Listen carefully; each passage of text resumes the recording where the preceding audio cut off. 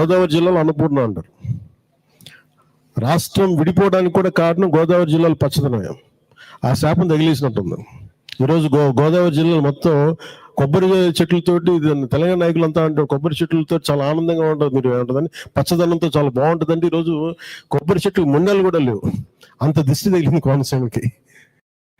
So నాకు నిజంగా చాలా బాగా, కళ్ళ ముందు ఒక మొక్క ఎదిగి ముండు లేకుండా పడుతుంటే ఒక నిలువెత్తి ఎదిగిన బిడ్డ చచ్చిపోయినట్టే ఉంటుంది. ఆ బాధ నాకు తెలుసు. చాలా కన్నీరు ఉంటుంది. ఇదే మీ దగ్గర పొలిటికల్ ఉపన్యాసాలకైతే నేను రావాలా. నిజంగా నేను మీ ఇంట్లో వాడు ఒకటిగా ఒక బాధ ఎలా ఉంటుందో, ఒక కొబ్బరి చెట్టుని పెంచి దాన్ని కోల్పోతే ఎంత బాధ ఉంటుందో ఆ బాధతో వచ్చాను ఇక్కడికి నేను. నీకు సిగ్గుంటే నువ్వు మాట్లాడిన మాటలకి కుటుంబ సమేతంగా తెలంగాణ రాష్ట్రాన్ని విడిచిపెట్టి వెళ్లి ఆంధ్రప్రదేశ్ లోనే ఉండు. నువ్వు కనీసం సోయి లేకుండా తెలంగాణ ప్రజలు అత్యధిక నీ సినిమాలు చూసి నేను గౌరవిస్తుంటే బల్బుతోటి ఈరోజు తెలంగాణ రాష్ట్రం గురించి ఈ రకంగా మాట్లాడడం అనేది చాలా దురదృష్టవశాతము. నువ్వు ఇదే రకంగా నీ వైఖరికి నువ్వు తెలంగాణ ప్రజలకి, తెలంగాణ రాష్ట్రంలో ఉన్న ప్రతి ఒక్కరికి క్షమాపణ చెప్పకపోతే తెలంగాణ రాష్ట్రంలో నీ సినిమాలు ఆడనివ్వము. నువ్వు రేపు పొద్దున తెలంగాణ రాష్ట్రంలో తిరుగుతే నిన్ను పరిగెత్తించి తెలంగాణ రాష్ట్రంకి వెళ్ళి కూడా తెలంగాణ యువత, తెలంగాణ ప్రజలు తరిమి కొట్టే పరిస్థితి ఏర్పడుతుందని చెప్పి పవన్ కళ్యాణ్ హెచ్చరిస్తున్నా. తెలంగాణ వాళ్ళ దిష్టి తాకిచ్చినందుకే నరదిష్టి అంట. తెలంగాణ వాళ్ళంటే మనమంటే నరదిష్టి పెట్టినందుకే అంటే కోనసీమ అంటే గోదావరి ఏరియా అంతా కొబ్బరి చెట్లకి మొండం లేకుండే. అంటే మా కళ్ళు ఇంత చెడ్డ కళ్ళు అని చెప్పి ఆయన చెప్పడం జరిగింది.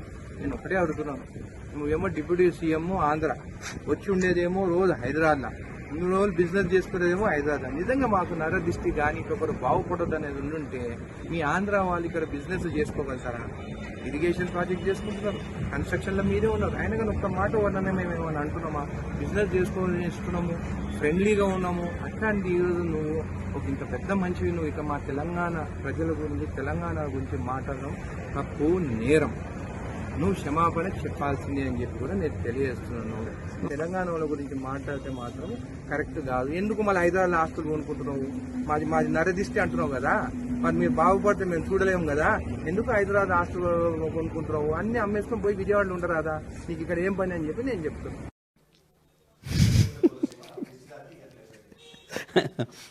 ఇప్పుడు వాస్తవానికి ఎవడన్నా పోయించండి హైదరాబాద్ నుంచి వెళ్ళాడికి, తగిలితే వాళ్ళ దృష్టి ఎక్కడ తగులుతుంది కానీ ఆడికి పోనోని దృష్టి ఎక్కడ తగులుతుంది?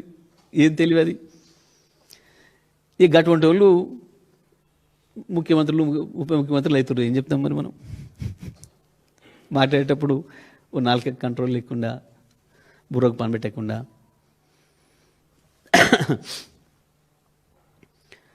రోజు వస్తే వచ్చిపోయేటోళ్ళు వందలాది వేలాది మంది అక్కడి నుంచి వాళ్ళు, హైదరాబాద్ను చూసేది వాళ్ళు.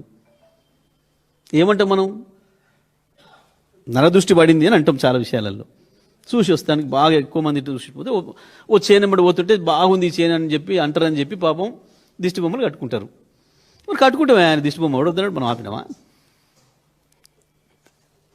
పిచ్చి మాటలు, తెలియ తక్కువ మాటలు, మైండ్లెస్. కానీ ఈ విధంగా మాట్లాడి దాదాపు 13 సంవత్సరాలు అయిపోయింది. తెలంగాణ 13 సంవత్సరంలో పడుతున్నది.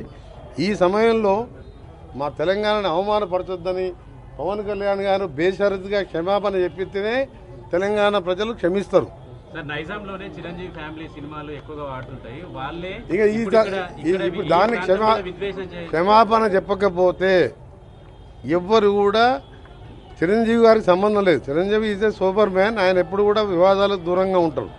కానీ పవన్ కళ్యాణ్ కొత్తగా రాజకీయాలకు వచ్చి డిప్యూటీ సీఎం కాగానే తెలిసి తెలియకనే మాట్లాడిండో, మరి కావాలని తెలంగాణ వాళ్ళని అవమానపరచాలనుకుండో ఏమనుకుండో, కానీ దానికి క్షమాపణ చెప్తే